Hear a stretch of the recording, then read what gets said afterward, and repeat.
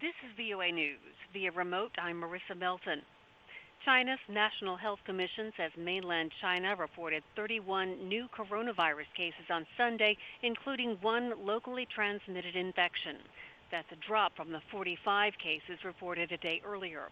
The commission said in a statement on Monday that 4 new deaths were reported, putting the cumulative death toll from the coronavirus outbreak in the mainland at 3,304 at the end on March 29th.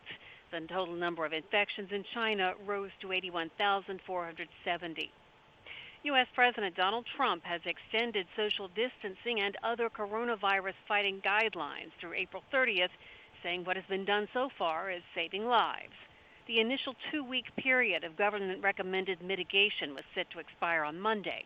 Trump predicted that the U.S. death rate will peak in 2 weeks and said the country will be well on our way to recovery by June the 1st. Trump had said he wanted the country back in business by Easter, April 12th, saying he didn't want the cure of an economic shutdown to be worse than the disease. He backed away from that promise on Sunday, now calling that Easter deadline aspirational.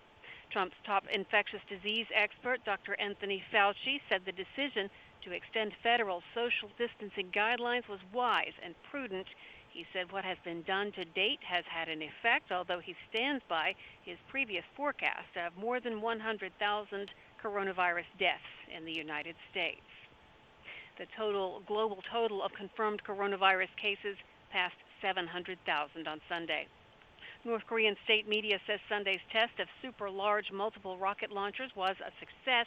North Korea fired what appeared to be 2 short-range ballistic missiles off its east coast on Sunday, the latest in a flurry of launches that South Korea has called inappropriate.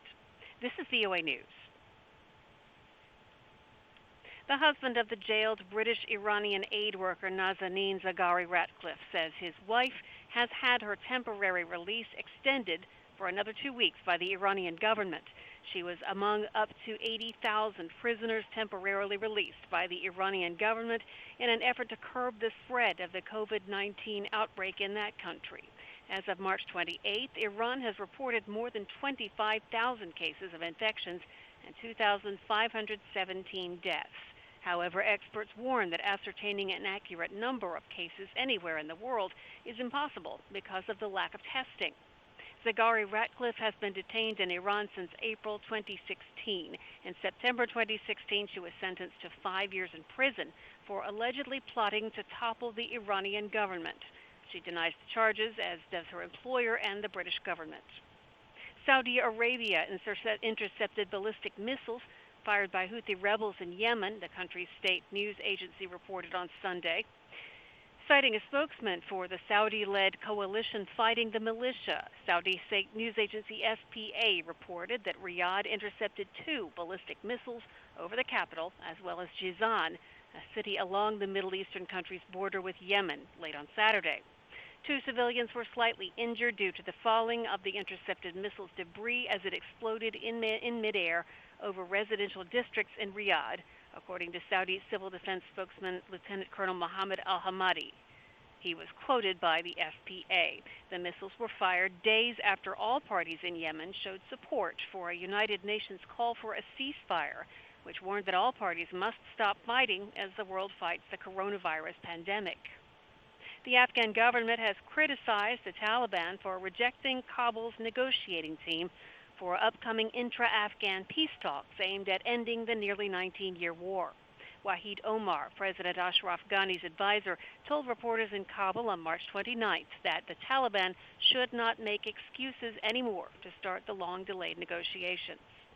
The talks were scheduled to begin March 10th, but were delayed due to political bickering in Kabul over the composition of the negotiating team. After weeks of delays, the government on March 27th announced a 21-member team, including 5 women, to take part in the talks, a key step in the U.S.-facilitated peace process. But the Taliban on March 28th rejected the negotiation team, saying the government had failed to put forward an inclusive team.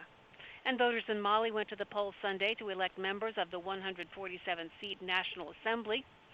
The parliamentary election in the war-torn West African country should have taken place after President Ibrahim Boubacar Keïta's 2018 re-election, but was postponed several times.